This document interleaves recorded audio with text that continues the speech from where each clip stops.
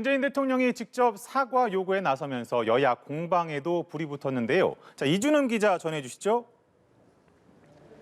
네, 민주당 이재명 후보는 대선 후보가 정치 보복을 공언하는 걸 본 적이 없다고 꼬집었습니다.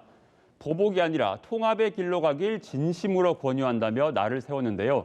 조금 전 SNS에 글을 올려 정치 보복이 아닌 위기 극복에 주력할 때라며 국민께 사과하라고 촉구하기도 했습니다.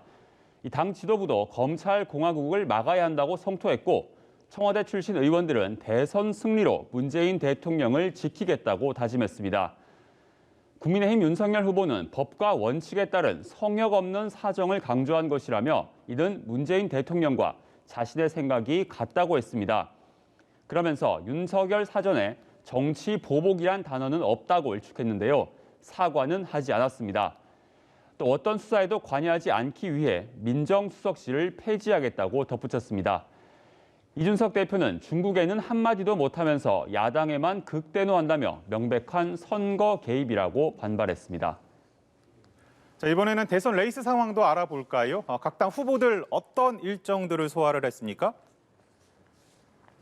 네, 민주당 이재명 후보는 한국노총의 노동정책협약식에 참석해 친노동이 친경제고 친기업이라고 강조했습니다.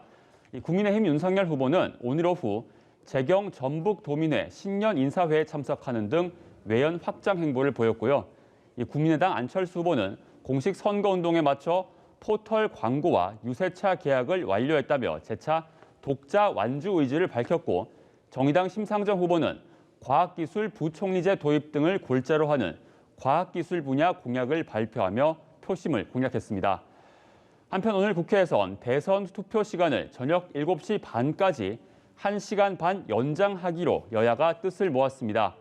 이에 따라 외출 허가를 받은 확진자나 격리자는 오후 6시부터 7시 반 사이 투표소에 도착하면 투표할 수 있고 또 거리가 멀면 오후 6시 이전이라도 별도 기표소를 이용할 수 있게 됩니다.